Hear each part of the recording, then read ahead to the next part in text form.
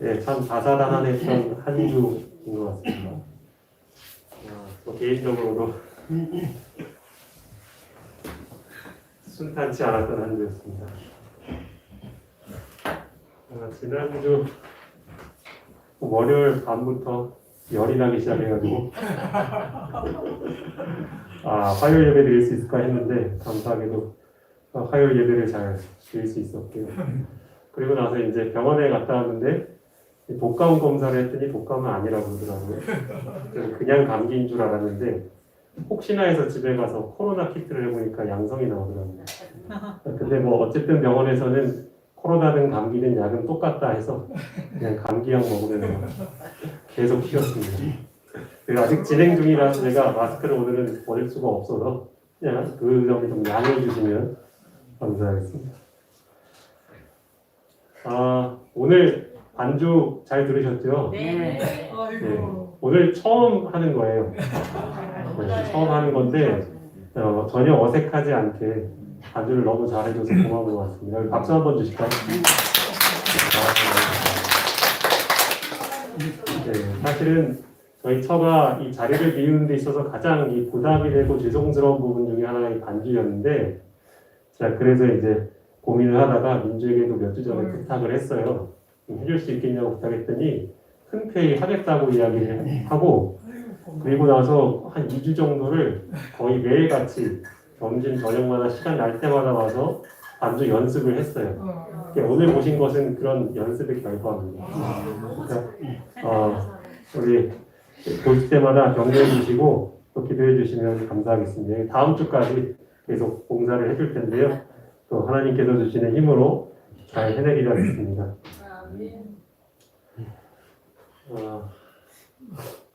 오늘 말씀은 지난주에 이어서 레위기를 함께 살펴보도록 하겠습니다.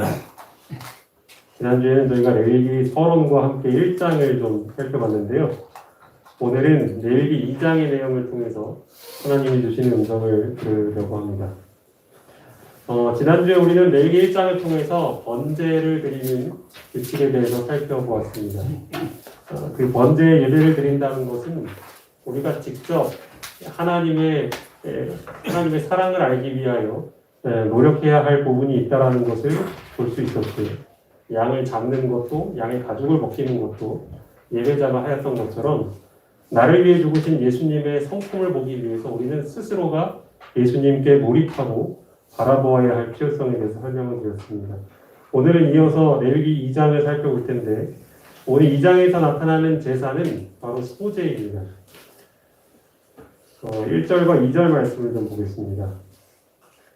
누구든지 소제의 예물을 여호와께 드리려거든 고운 가루로 예물을 삼아 그 위에 기름을 붓고 그 위에 유향을 놓아 아론의 자손 제사장들에게로 가져올 것이요 제사장은 그 고운 기름 가루 한 줌과 그 모든 유향을 취하여 기념물로 단위의 불사를 지니 이는 화제라 여호와께 향기로운 냄새니라. 여기 보면 특별히 이 소제를 드리는 데 있어서 어떤 재료를 사용하는지가 등장을 합니다. 어떤 재료가 나오죠 여기? 고운 곡식가루, 이제 고운 가루가 있고요. 또 뭐가 있죠? 기름. 또 뭐가 있죠? 유향. 이렇게 여기는 세 가지가 나오고 있습니다. 고운 가루, 기름, 유향. 이 고운 가루는 이제 밀가루입니다. 밀가루. 이 세 가지가 바로 소제를 드릴 때 필요한 재료들이었습니다. 이 의미에 대해서는 이따가 좀 더 설명을 드리겠습니다. 이어서 4절부터 7절입니다.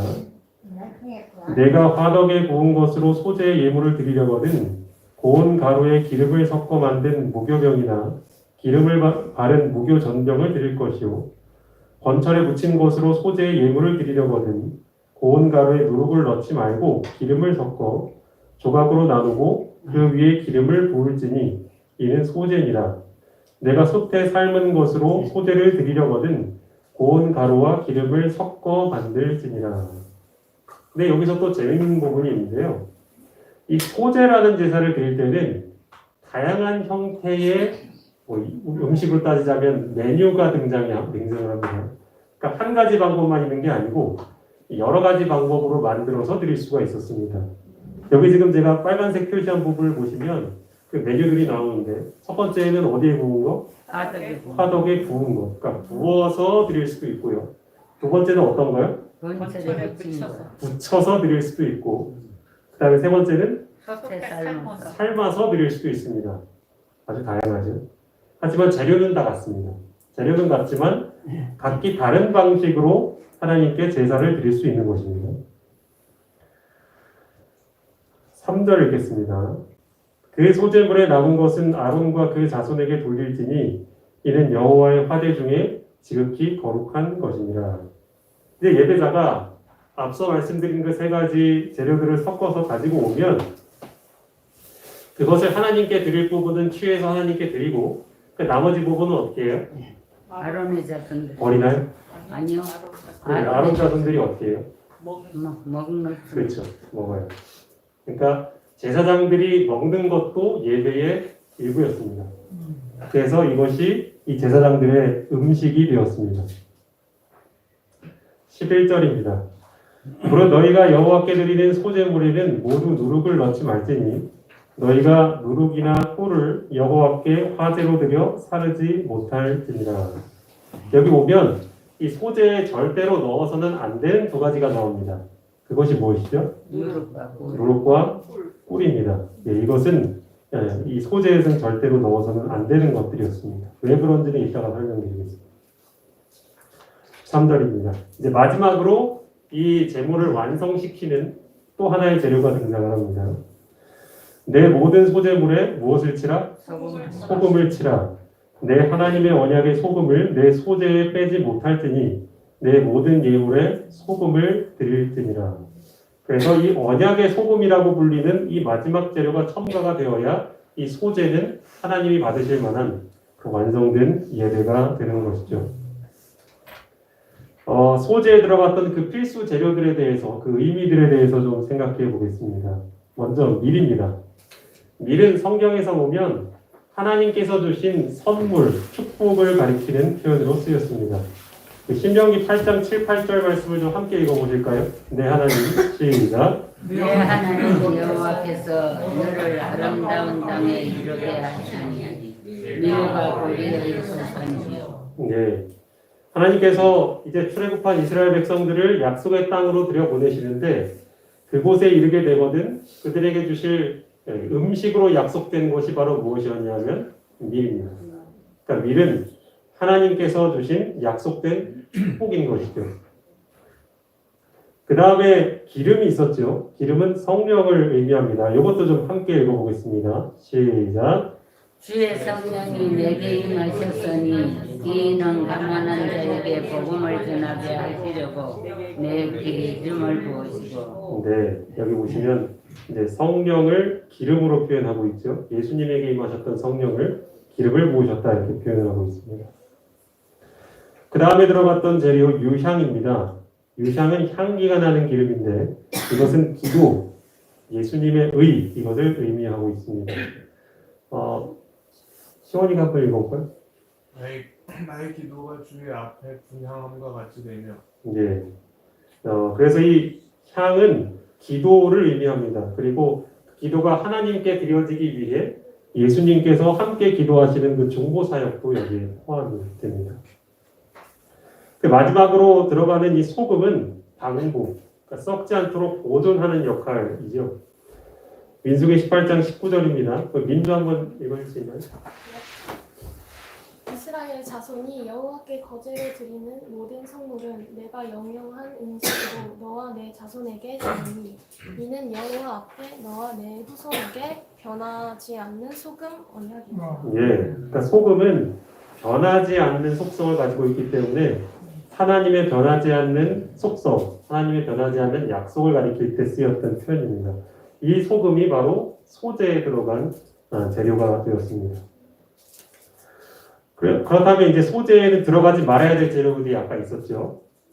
누룩과 꿀이었는데 누룩의 의미는 이렇습니다. 누룩은 발효시키는 것. 그래서 이것은 영적으로 죄를 가리킵니다. 고린도전서 5장 6절 말씀입니다. 우리 김효연 전사님 한번 읽어주실까요? 너의 자랑하는 것이 옳지 아니하도다. 적은 누룩이 온 덩어리에 퍼지는 것을 알지 못하느냐. 네, 마치 누룩이 이 빵을 부풀게 해서 크게 하는 것처럼 이 죄라는 것도 그렇게 영향력을 미쳐서 하는 것을 이제 그렇게 표현을 하고 있는 것입니다.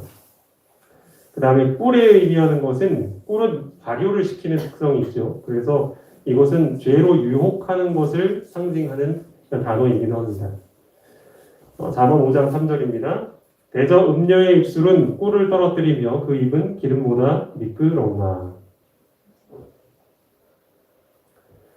이렇게 해서 본문에 소개된 소재 종류는 5가지였습니다. 아까 그리고 말씀드린 것처럼 이 재료를 가지고 이제 소재를 만들어 드리는데 만드는 방식이 여러 가지가 있었죠. 첫째는 가루로 빻아서 그냥 기름을 섞은 채로 그냥 드릴 수도 있고, 그 다음에는 화덕에 구운 것으로 드릴 수도 있고, 그 다음에는 번철에 붙여서 드릴 수 있고, 그 다음에는 솥에 삶은 것을 드릴 수도 있습니다. 그리고 제가 아까 읽진 않았지만 레위기 2장 14절에 보면 첫 이삭의 소재를 드릴 때는 앞에 것들과 조금 다르게 드립니다. 그것은 밀가루로 만들지 않고 그냥 미라를 볶아서 찧어서 드리는 것도 있습니다. 그렇게 따지면 총 5가지의 메뉴가 있는 것입니다. 하지만 중요한 것은 이 모든 다른 메뉴들의 재료는 모두 다 똑같다는 것입니다. 이 소재의 의미에 대해서 좀 생각해 보겠습니다. 그렇다면 이렇게 밀가루를 가지고 이 재료를 섞어서 이 음식으로 만들어 하나님께 드린다는 건 도대체 어떤 실제적인 의미가 있을까? 이 고운 가루는 하나님과 사람의 협력을 의미합니다. 우리 장수인 집사님 한번 읽어주실까요? 하나님은 생명의 원리를 씨에 두셨으며 태양과 비를 주어 자라게 하신다. 사람은 씨를 심고 그것을 경작하며 수확하여 고운 가루로 갈아서 원재료 상태인 가루 혹은 화덕에 구운 과자로 하나님께 드린다. 그것은 하나님의 원래의 선물에 사람의 노동이 더해진 것이다. 그것은 그분의 것에 이자를 더하여 하나님께 돌려드리는 것이다. 그것은 사람의 일생 과업 곧 개발된 재능의 상징이다. 네, 밀가루가 나오는 과정을 한번 생각해 보시면 됩니다. 이 밀의 씨앗은 누가 주신 거죠? 하나님께서. 그렇죠, 하나님이 주신 거죠. 그리고 밀이 싹이 터서 이삭이 되고 그것이 많은 열매를 맺기까지 비도 필요하고 햇빛도 필요합니다. 그건 누가 주신 거죠? 하나님께서. 하나님이 주신 겁니다. 그럼 그것을 추수하는 건 누가 해요? 사람이 하는 거. 그럼 그거를 껍질을 까서 빻고 하는 건 누가 하죠? 하나님 아니 사람이 하는 거. 사람이 하겠죠. 그러니까 하나님이 하셔야 할 부분이 있고 사람이 해야 할 부분이 있는 것이죠. 그러니까 하나님과 사람이 함께 협력하는 모습을 바로 이 고운 가루라는 모습으로 표현을 하고 있는 것인데요. 그렇기 때문에 우리가 이 소재를 통해서 배워야 할 중요한 교훈은 사람의 일생의 과업, 즉 우리의 재능을 개발시키는 일이 바로 여기에 중요한 의미로 담겨 있는 것입니다. 하나님은 사람이 씨를 뿌리고 경작하여 그것을 수확하며 모든 이질적이고 조잡한 것들을 제거하고 맷돌 사이에 넣고 갈아 그것으로부터 모든 생명을 부숴내어 고운 가루로 그분께 드리기를 원하신다. 그분은 모든 재능이 개발되고 세련되며 고상하게 되기를 기대하신다. 그러니까 하나님께서 우리에게 바라시는 게 뭐라고 하시죠? 모든 재능이 개발되고 네. 세련되며 고상하게 되기를. 그렇죠. 이것이 하나님께서 재능을 주신 것을 하나님이 주신 재능을 내가 개발하는 것이에요. 하나님과 내가 협력해서 해야 할 일인 것이죠. 그래서 하나님은 이 소재를 드리는 행위를 통해서 우리가 이 일을 하기를 바라시는 것입니다. 이미자 집사님 한번 좀 읽어주실까요? 하나님과 우리의 동료 인간들에 대한 우리의 첫째 의무는 자기 개발이다. 창조주께서 우리에게 주신 모든 능력을 최고도의 완전에까지 개발시켜서 우리의 역량껏 최대의 선을 행할 수 있도록 하여야 한다. 네, 우리 영감의 글에서는 심지어 나의 재능을 개발하는 일을 우리의 첫째 의무다. 하나님 앞에서 해야 할 첫째 의무다라고 이야기를 합니다. 그런데 이제 여기에 또 우리가 알아야 할 중요한 의미는요. 이 소재가 물론 이제 소재만 드려진 적도 있지만 소제와 번제가 함께 드려지는 경우가 대부분이었습니다. 여기에도 중요한 의미가 담겨 있습니다. 시원이가 한번 읽을까요? 죄를 깨닫게 하시는 하나님의 영으로 감동을 받는 사람들은 자신들에게 선한 것이 전혀 없다는 것을 알게 된다. 그들은 지금껏 해온 모든 일이 이기심과 죄로 혼합되어 있는 것을 본다. 네. 아까 우리가 소재 재료들 중에서 이 기름이 있었죠. 기름이 뭘 의미하고 있었죠? 성령. 성령. 그 성령께서 하시는 일 가운데 하나가 죄를 깨닫게 하시는 일입니다.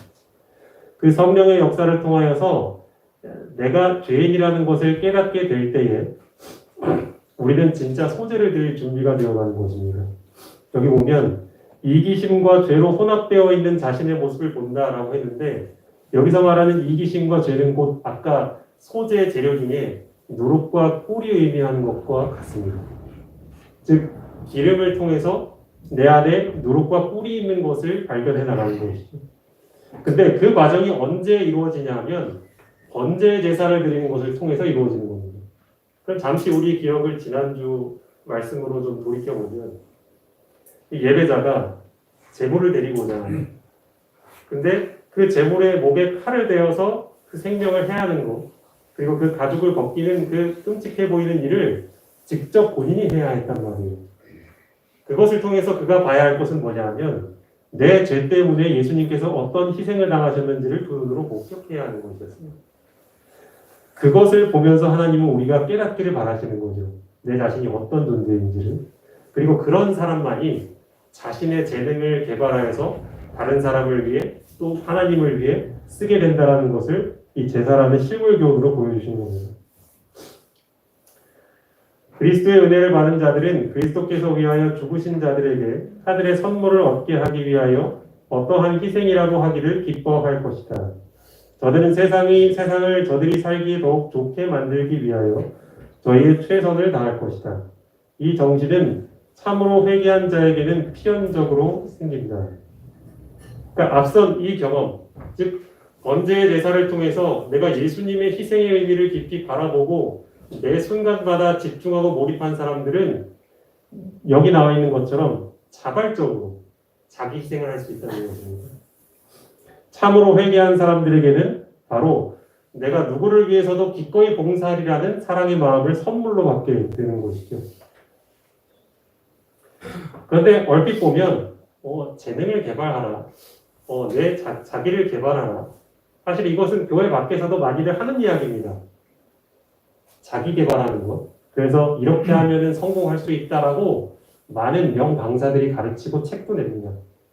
하지만 거기서 말하는 자기 개발과 이 하나님의 말씀이 이야기하는 자기 개발은 겉으로 볼 때는 비슷해 보일지 몰라도 결국은 전혀 반대의 길로 가게 되어 있는 것입니다. 효연 선생님 한번 읽어주시죠.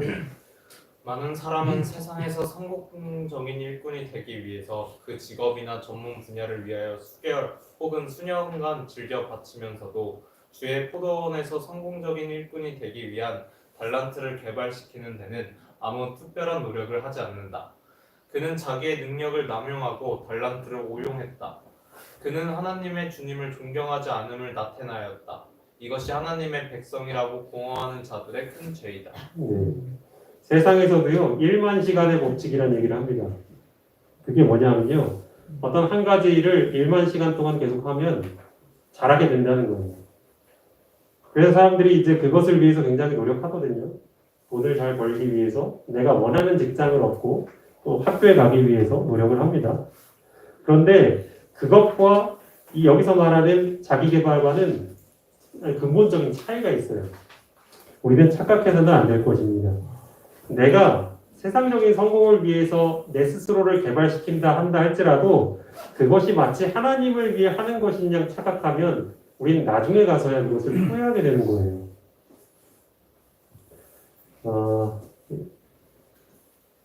누가 좀 읽어주면 될까요? 민주가 한번 읽을까요? 사랑 안에 두려움이 없고 온전한 사랑이 두려움을 내어 쫓나니 두려움에는 형벌이 있으니라. 두려워하는 자는 사랑 안에서 온전히 이루지 못하였느니라. 네. 사랑 안에는 두려움이 없습니다. 그러니까 온전한 사랑과 두려움은 함께 공존하지 못하는 거예요. 자기 자신을 위해 사는 사람은요, 그가 얼마나 노력을 하든지 또 그래서 얼마나 좋은 것을 얻었다 하든지 상관없이 마음의 만족을 얻을 수가 없습니다. 평가에 대한 두려움, 내가 이 일을 실패하면 어떡하지에 대한 두려움, 내가 다른 사람보다 뒤처지면 어떡하지에 대한 두려움을 갖게 됩니다. 소위 신이 주신 목소리라고 극찬을 받던 세계적인 가수들도 우울증이나 약물 중독에 빠져 있다는 그런 뉴스를 보면 우리가 충격을 받게 되죠. 사람들은 이해하지 못합니다. 야, 저렇게 오랜 시간 노력을 해서 자기를 개발하고 성공을 했는데 그런데도 저렇게 인생이 저렇게 끝나네. 왜 저런 재능을 갖고도 불행하다고 생각을 하지? 근데 그것은 그들이 마음속에 근본적으로 채워줄 수 없는 부분이 있었기 때문에 그런 것이죠. 이 성경절의 표현을 빌자면 그것은 바로 두려움입니다. 사람은 본래 두려움을 갖고 있어요. 그 두려움을 채우기 위해서는 하나님과 하나가 될 때 느낄 수 있는 그 사랑만이 두려움을 채워줄 수가, 몰아낼 수가 있는 거예요. 그런데 하나님 없이 나를 위해서 자기를 개발하는 노력은 그것이 아무리 위대해 보인다고 한들 내 마음속에 온전한 만족을 가져줄 수 없는 것입니다. 그래서 앞서 예로 들었던 그런 유명한 사람들도 그 만족을 채우지 못해서 이것저것을 방황하는 것이죠. 그러나 마음속에 예수님의 사랑을 받아들이고 우리의 인생의 동기와 목표가 바뀌면 우리는 무엇을 하든 행복해집니다. 이 두려움에서 해방이 되는 거예요. 중요한 건 무엇이냐면 우리의 인생의 행복은 얼마만큼의 재능을 갖고 있느냐가 아닙니다. 그 재능을 얼마나 많이 개발해서 사람들에게 인정을 받느냐가 아니에요. 그 달란트를 어떤 목적을 위해서 활용하느냐가 중요한 것입니다. 그렇다면 우리가 이 두 가지 갈림길에서 어떻게 하면 하나님이 원하시는 자기 개발의 길로 갈 수 있을까요? 그 방법을 좀 알아보겠습니다. 장수희 사님 한번 읽어줄까요? 자신을 하나님이 기뻐하시는 거룩한 산 제사로 드리고자 하는 자들은 다 구원하시는 소금인 우리의 구주를 받아야 한다. 예수께서는 나의 나라를 건설하는 데 있어서 그대의 정력과 능력을 그대가 나의 영을 받는 여부에 달려 있다고 말씀하신다. 그렇게 될 때 경쟁심, 이기심, 높은 지위에 대한 욕심 등이 사라질 것이다. 그대는 자신의 부를 구하지 아니하고 다른 사람의 부를 구하는 그런 사랑을 가질 것이다. 네. 아멘. 여기 소재의 마지막으로 등장했던 소금의 재료가 나오죠. 이 소금을 가리켜서 구원하시는 소금 이렇게 표현을 합니다. 그리고 그 뒤에 의미를 우리 구주의 의 이렇게 표현을 하죠. 그런데 이 구주의 의를 받을 때야만 우리가 어떤 사람이 되냐 하면 나 자신을 위해서 살지 않고 다른 사람이 높아지게끔 하기 위해서 자기를 희생하는 삶을 산다는 거예요. 이 일은 하나님의 영을 받지 않으면 불가능한 일인 것입니다. 사람들 중에서 죄악을 방지할 수 있는 힘, 우리가 영혼들을 예수님께로 인도할 수 있는 힘, 그리고 다른 사람을 위해 기꺼이 나를 희생할 수 있는 힘, 그 힘이 바로 어디에서 나오는가? 소금으로 표상된 바로 예수님의 의에서 나온다는 거예요. 그럼 그 예수님의 의를 어떤 방법으로 우리가 받을 수 있는가?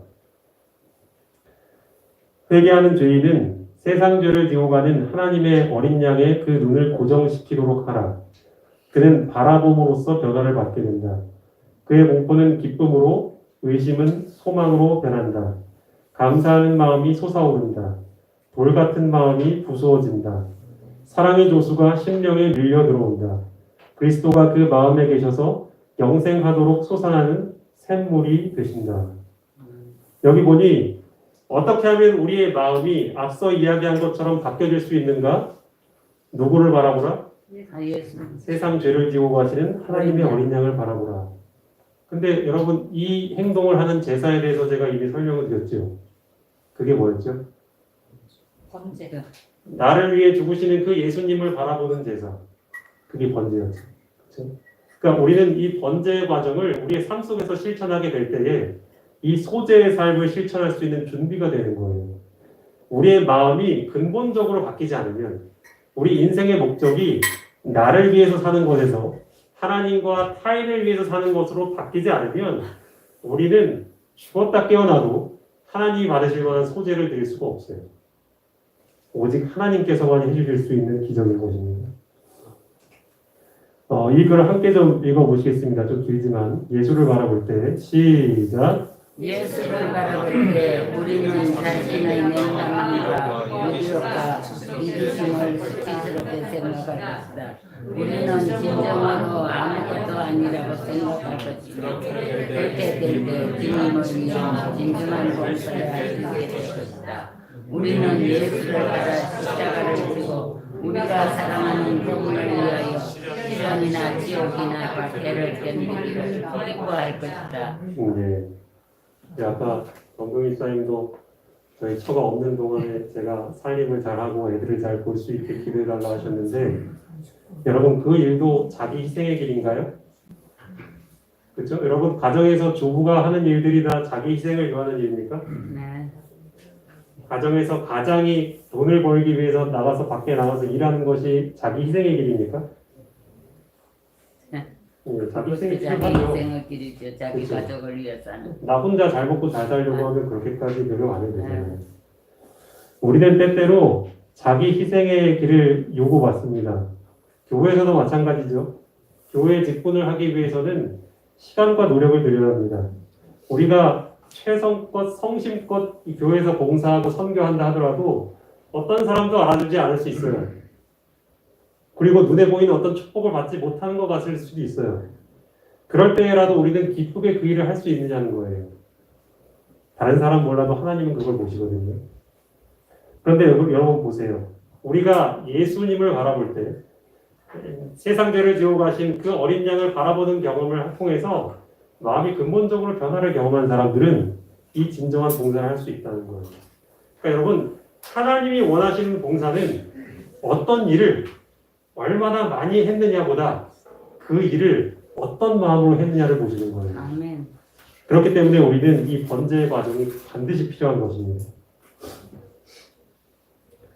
여호와의 말씀에 너희는 이제라도 금식하며 울며 애통하고 마음을 다하여 내게로 돌아오라 하셨나니 너희는 옷을 찢지 말고 마음을 찢고 너희 하나님 여호와께로 돌아올지어다.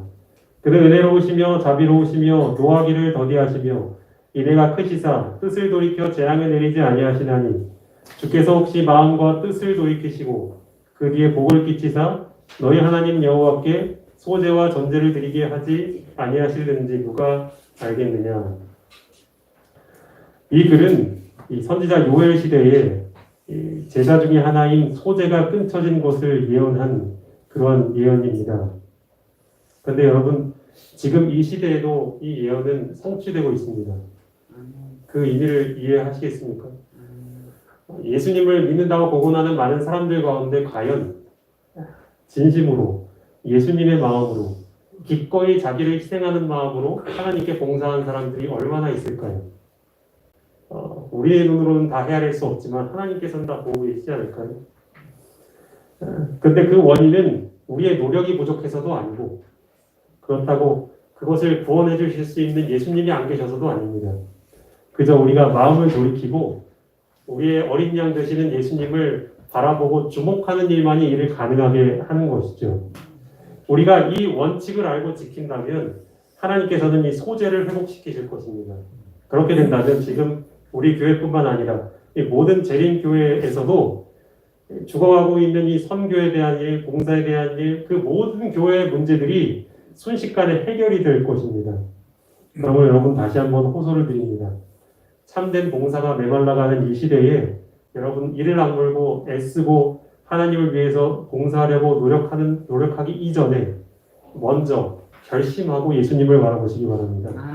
나의 마음을 바꿔주실 수 있는 유일한 분이신 그분께 시선을 고정시키심으로 여러분의 마음의 변화를 경험하시는 이 시대의 참된 봉사자가 되시길 바라면서 말씀을 마치겠습니다. 기도하겠습니다. 아버지 하나님, 저희는 연약하고 무력한 사람입니다. 그래서 주님께서 우리의 마음에 힘을 주시지 않으시면, 우리의 마음을 바꿔주시지 않으시면 우리에게 요구하신 명령들을 하나도 기꺼이 자원하는 마음으로 지킬 수 없는 죄인임을 고백합니다. 하지만 주님, 그런 우리를 불쌍히 여기시고 우리에게 어린 양 예수님을 보내주셨고 그분을 희생하게 하셨습니다. 이제 그 예수님을 우리가 지속적으로 바라보고 또 함께 우리의 시선을 고정시키게 될 때에 우리의 마음은 변화될 것이며 우리도 예수님처럼 내 자신을 기꺼이 내어줄 수 있는 위대한 희생의 사랑을 할 수 있다 말씀하십니다. 주님, 저희 이런 사랑 하고 싶습니다. 주님, 저희의 마음에 결심을 하기 원하오니 도와주시옵소서. 예수님을 바라보므로 우리 더욱더 건강해지고 힘이 생기는 봉평교회 모든 교우들이 될 수 있도록 축복해 주시길 바라오며 예수님의 이름으로 기도합니다.